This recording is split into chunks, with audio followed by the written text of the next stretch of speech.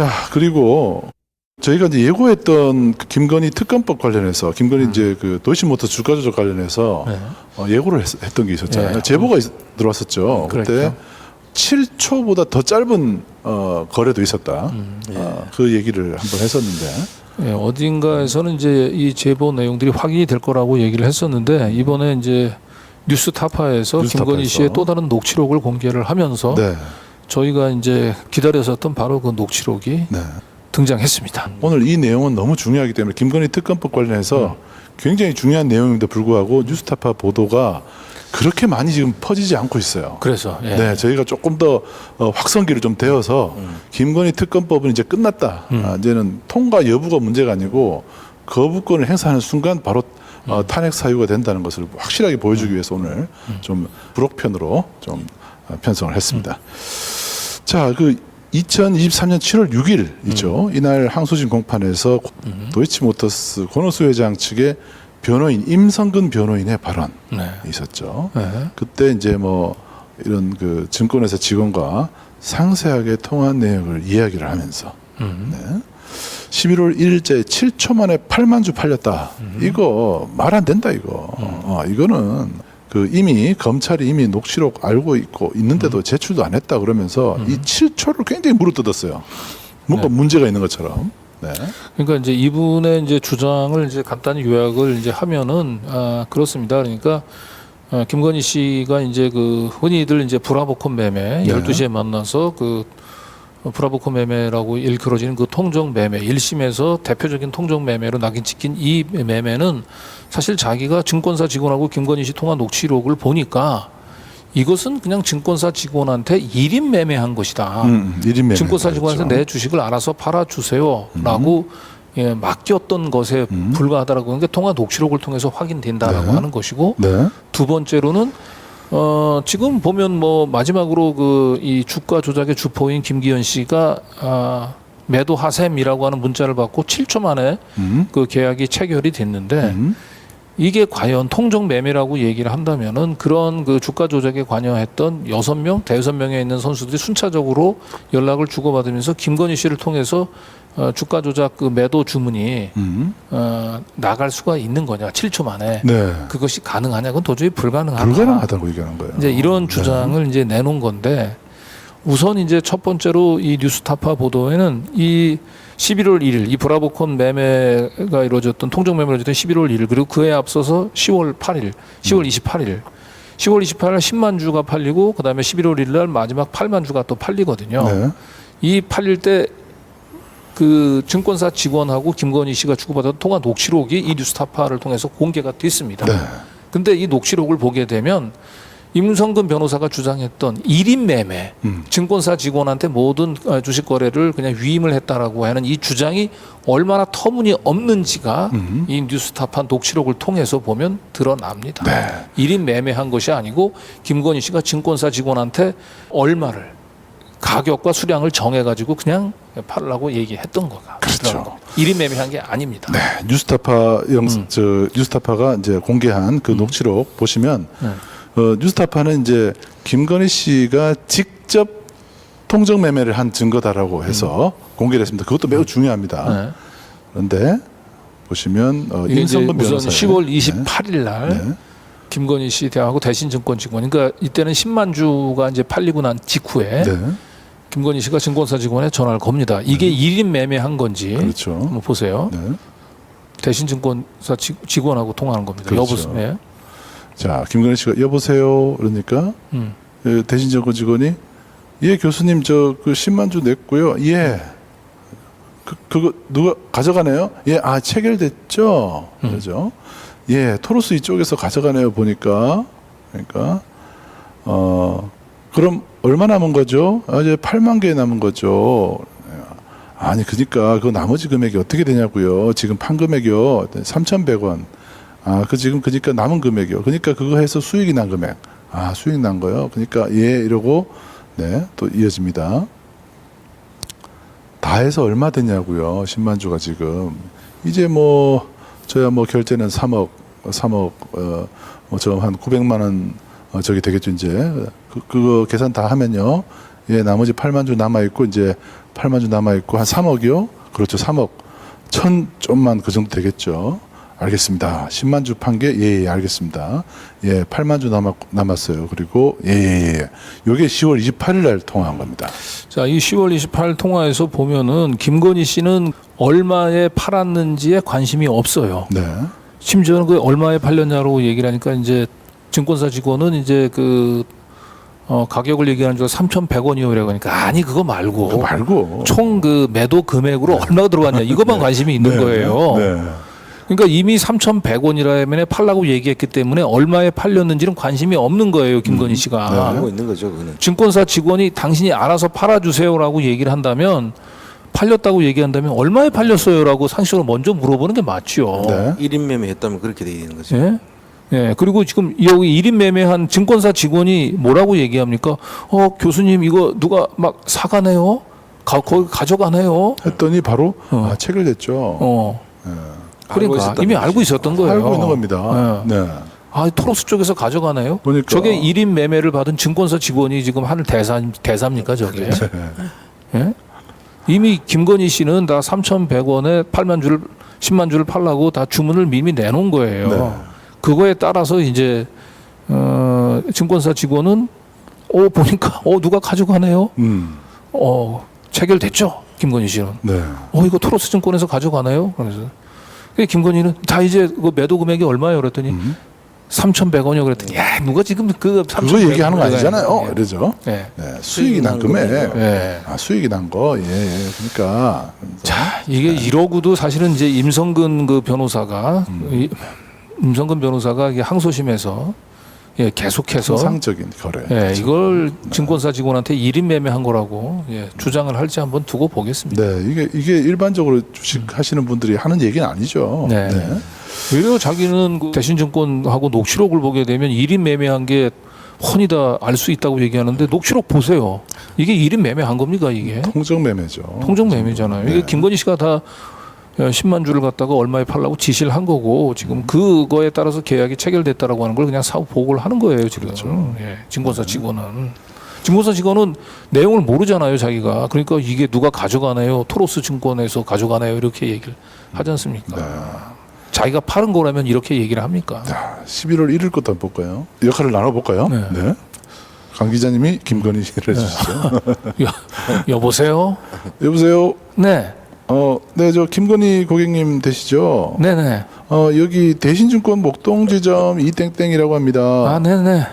네, 방금 그 도이치모터스 8만 주. 네네. 네, 다 매도됐습니다. 예, 알겠습니다. 네. 네. 네, 이게 이제 11월 1일 날. 네. 자, 김건희 대신증권 통화. 자, 여기서 중요한 걸 보세요. 증권사 직원한테 1인 매매했다면서요. 그러면 사전에 다 그 증권사 직원하고는 다 통성명 다 하고 서로 다 잘 알고 있는 사이일 거 아닙니까? 네.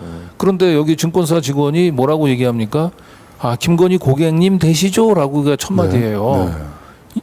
사전에 1인 매매를 받았던 저 고객들한테 한테 저렇게 얘기를 합니까? 예.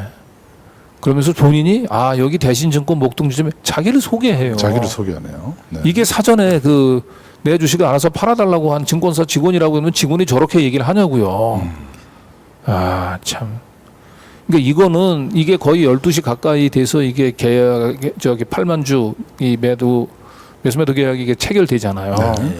그러니까 사전에 사실은 이제 증권사 직원 중에 이제 김건희 씨 담당 직원이 있었는데 그 직원이 점심을 먹으러 나간 사이에 이제 다른 사람을 이제 배치를 한 건데 만약에 이제 1인 매매를 받은 증권사 직원이라고 얘기한다면 이렇게 비울 수가 없죠. 네. 누구한테 이걸 얼마에 팔렸다고 얘기를 해달라 이렇게 얘기하지는 않죠. 그러니까 이 대화 오고 간 것만 보더라도 증권사 직원한테 내 주식을 그냥 1인 매매한 것이다라고 하는 그 김건희 또는 이 변호인의 주장은 사실상 터무니없는 얘기죠. 터무니없는 얘기는 그렇죠. 드러난 겁니다.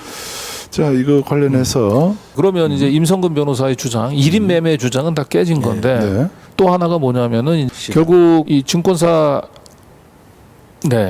매도하라 하셈. 주가 조작 선수가 네. 11시 44분에 이번 주에 매도하라 하고 민태균이 이걸 이제 받아서 블랙펄 인베스트먼트의 이제 실무자인 민태균이 이종호 그 대표이사한테 보내서 권오수를 통해서 김건희 씨를 한테 연락이 가게 해서 김건희 씨 증권사 직원한테 네.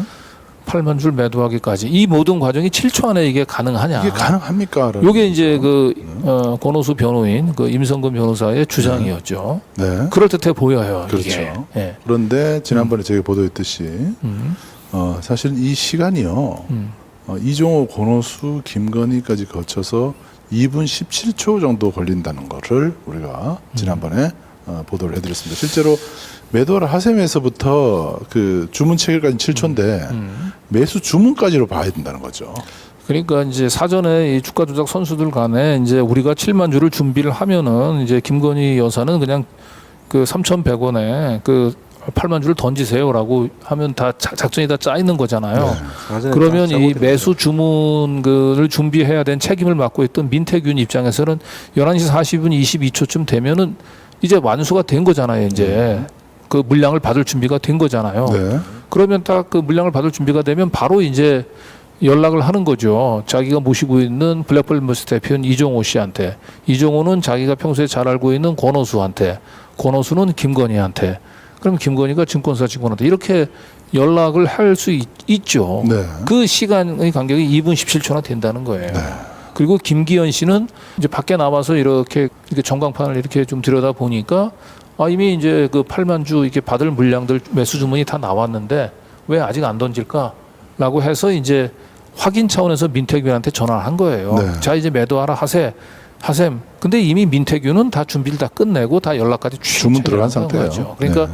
저 7초 만에 거래가 이루어진 게 아니고 최소한 2분 17초 정도 안에 저런 거래가 이루어졌을 거라고 저희는 네. 본 거고, 더 중요한 거는 이제 저런 프로세스가 저게 이론적으로만 있었던 게 아니고 실질적으로 그 10초 이내에 저런 식의 통정 매매가 이루어진 사례가 있다라고 하는 거를 저희가 제보를 받았죠. 네.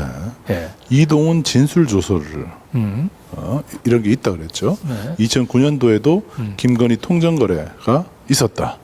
그리고 2009년에도 권오수 주변 인물이 내놓은 물량을 김건희가 10초 이내에 사들인 경우가 3건이나 있었다는 거죠. 7초가 매우 불가능한 거래라고 주장을 했음에도 불구하고 10초 이내에 사들인 경우가 3건이나 있었다는 겁니다.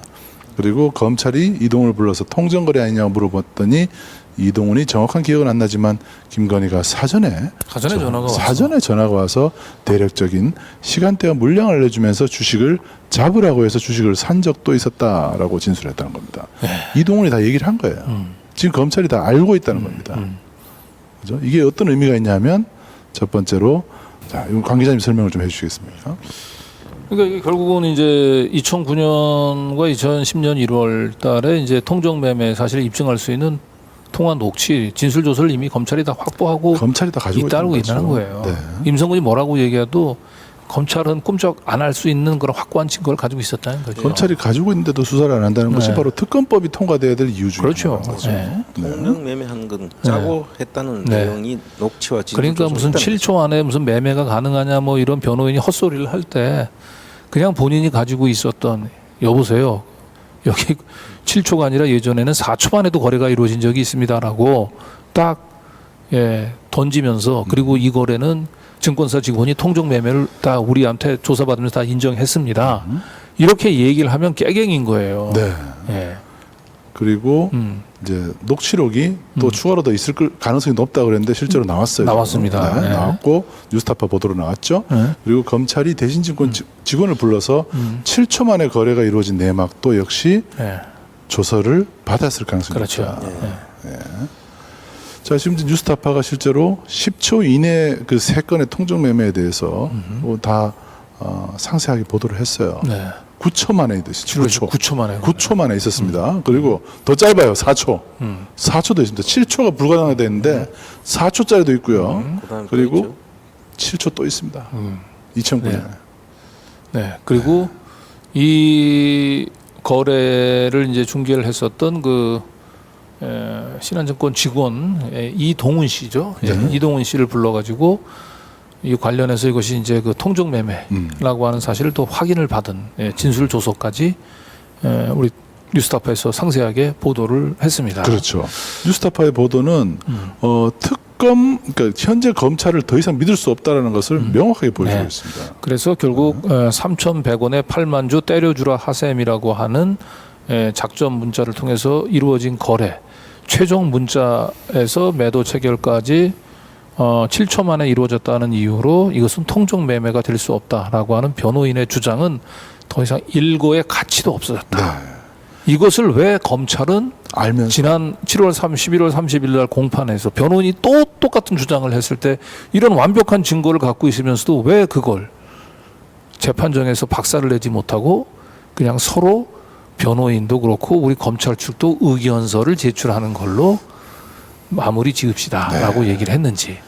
그러니까 지금 검찰이 지금 법무부 아까 우리 그 윤석열 총장 검찰총장 시절의 그 징계 소송에 대해서도 네. 이 유소년 축구에 비유할 정도로 져주는 싸움을 한다 그랬잖아요. 그런데 이 주식 관련된 증권 주가 조작 관련해서도 검찰이 지금껏 져주는 싸움을 해왔다는 것이 더 드러나고 있습니다. 그러니까 김건희 씨를 기소할 마음이 전혀 없습니다. 지금 현재 검찰은.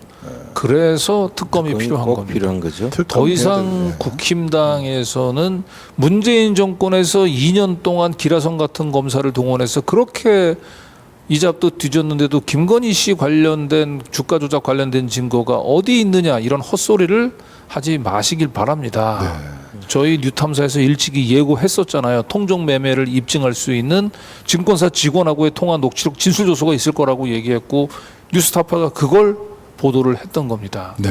12시에 만나요. 네. 3,100 8만 주 때려주삼 통정 매매입니다. 이제 이 얘기를 7초 만에 어떻게 이런 거래가 가능하냐라고 하는 그런 헛소리에 더 이상 검사들이 놀아나면 안 됩니다. 이제 본인들이 가지고 있잖아요, 무기를. 가지고 있는 겁니다. 강력한 무기를 가지고 있으면서 수사를 안 하기 때문에 특검을 해야 되는 거고 특검을 통해서 이건 김건희 씨에 대한 사법 처리는 반드시 이루어져야 된다는 것을 이번 뉴스타파 보도가 명확하게 보여줬습니다. 네, 이게 뭐 민주당 뭐 최고위원들도 몇 마디 말을 거들긴 했습니다만 이거는 그냥 쓱 지나가면 안 됩니다. 이건 적극적으로 이건 문제를 제기해야 되는 사안입니다. 민주당에서도. 그렇죠. 예. 네.